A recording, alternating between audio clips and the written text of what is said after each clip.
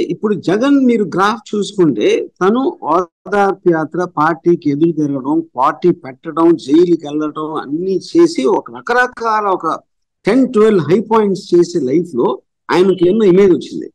అదే కాంటెక్స్ట్ లో షర్మిల గారు ఏం చేస్తారు అంటే ఒక్క మొక్కలో చెప్పాలంటే షర్మిల అనే వారు లేకపోతే జగన్ కెరియర్ గ్రాఫ్ కి ఏమీ ఫరక్ పడదు. జగన్ లేకపోతే షర్మిల విల్ బి జీరో. ఇది నా ఆనెస్ట్ బిలీఫ్. నేను అది చూపించాను సినిమా. రైట్. అంటే ఇప్పుడు ఆవిడ పాదయాత్ర ఏమీ మెన్షన్ చేయలేదా ఇందులో? అంటే ఇప్పుడు మనం 2 గంటల సినిమాలో 10 ఏళ్ళ కథ చెప్పకంటే అన్ని ఉండవు కదా. సో చాలా జగన్ చేసినవి కూడా లేవు సినిమాలో అలా అంటే. Okay okay. తర్వాత జగన్కి వచ్చేటప్పటికి తను ఎక్స్పెక్ట్ చేసింది సీఎం అవ్వాలని. అంతకుముందు 18 ఎన్నికలు జరిగినాయి. ఏది సోనియాని వ్యతిరేకించాక తను జైల్లో ఉండి కూడా 15 మందిని గెలిపించుకున్నాడు. 3 చోట్లే ఓడిపోయాడు.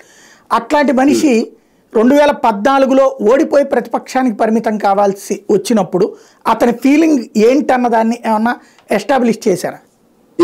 అది సినిమాలో చాలా ఇంపార్టెంట్ పార్ట్గా చూపించాను అది.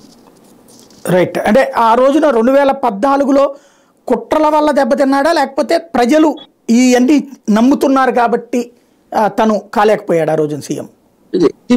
That is the main point అండి మీరు చెప్పింది. ఎందుకంటే ఇప్పుడు సిబిఎన్ చెప్పిన అబద్ధాలు తను సిబిఎన్ అంత హామీలు ఇవ్వకుండా తను చేయగలిగే దానికి స్టిక్ ఆన్ అవ్వటం అనేది అవతలేపు నుంచి నేను ఇది చేసేస్తాను, అది చేస్తాను, విజయవాడని షాంఘై చేస్తా, లేకపోతే అది చేస్తాను అని చెప్పినవి ఆ పర్టికులర్ టైంలో I believe they worked for that victory of CBN.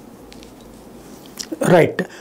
తర్వాత జగన్ దగ్గర ఉన్నటువంటి ఎమ్మెల్యేలు చాలామంది అటుకు వెళ్ళిపోయారు తెలుగుదేశం వైపు. వెళ్ళిన ప్రతి ఎమ్మెల్యే జగన్ని తీవ్రంగా దూషించిన వాళ్ళే.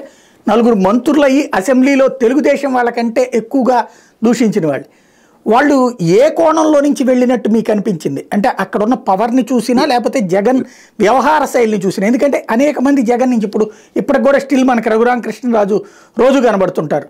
అట్లాగే 60 మంది ఎంపీలు కనబడుతుంటారు, షర్మిల కనబడుతుంటుంది.